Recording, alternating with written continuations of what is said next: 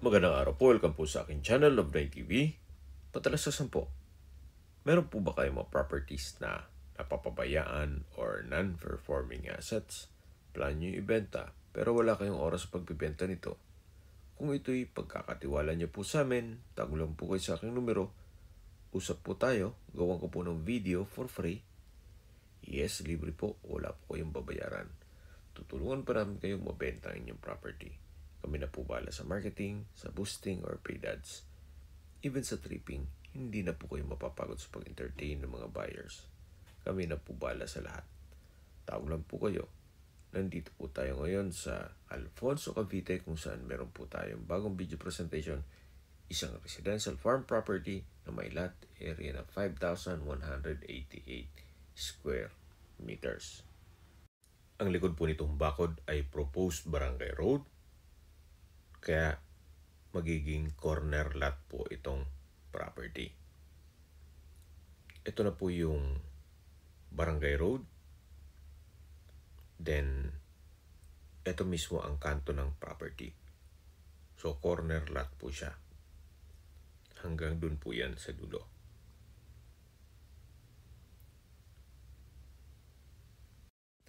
Napakatahimik po ng lugar, sariwang hangin, at malamig po ang klima. Ito po yung nasa mataas na lugar. Ang estimated elevation above sea level ay 1,347.4 feet. Punong-puno rin po ito ng mga fruit-bearing trees, gaya ng lansones, rambutan, abukado, nyog, santol, guyabano, langka, saging, at marami pa pong iba. Marami po kayong pwedeng i-project dito. Pwede nyo pong gawing resort. Pwede rin pong gawa ng staycation business. So, depende po yan sa inyo kung anong magiging project nyo once na ma-acquire nyo ito. Kung ayaw nyo mang magnegosyo, pwede naman po ito para sa inyong retirement. Hanggang dito po yung property line. So, napakalawak po. Again, itong property ay may lot area na 5,188 square meters. At ang dokumento naman ito ay tax declaration. At ready na po ang documents for titling. Habang pinagmamasdan niyo po ito, pag-usapan na natin ang distance, location, at travel time. Mula po sa Alfonso Indang Road, ang distance is 1 kilometer at ang travel time is 2 minutes. Yan po ang main road from Alfonso going to Indang. So, accessible po ito ng public transportation.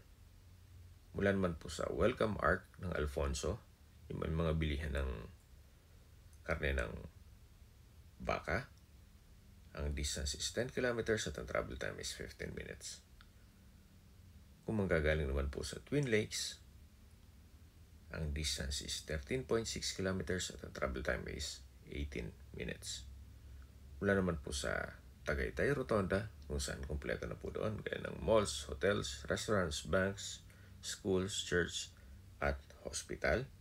Ang distance is 15.4 kilometers at ang travel time is 28 minutes. Yan po yung lagi kong binabanggit sa inyo na dapat nyo i-consider sa paghanap ng property, yung meron pong malapit na hospital. Hindi ko naman po sinasabing sakitin kayo. Yan naman po ay for emergency purpose lang naman. At mula naman po sa Calac-Silang Interchange, ang distance is 25.6 kilometers at ang travel time is 42 minutes.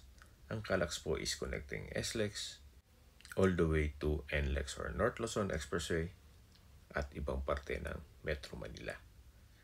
Mula naman po sa Manila o sa airport, ang distance is 59.5 kilometers. The travel time is 1 hour and 40 minutes. Okay, sa presyo na po tayo. Binibenta po ito ni owner sa halagang 2.5 per square meter.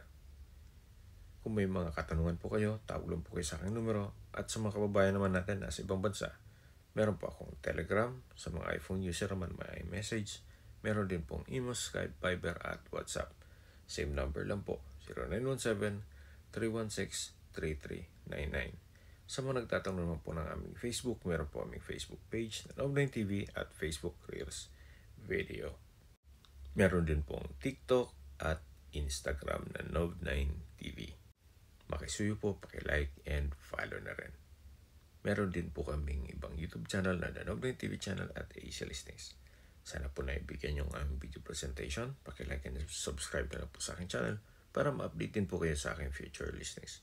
Kung sakali po hanap nyo yung mas malaking sukat ng lupa, meron din po kami ibang listings na pwede nyong pagpilian.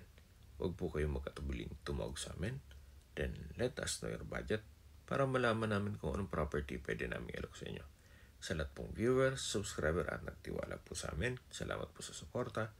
Ingat po kayo lagi at yung pamilya. Maraming salamat.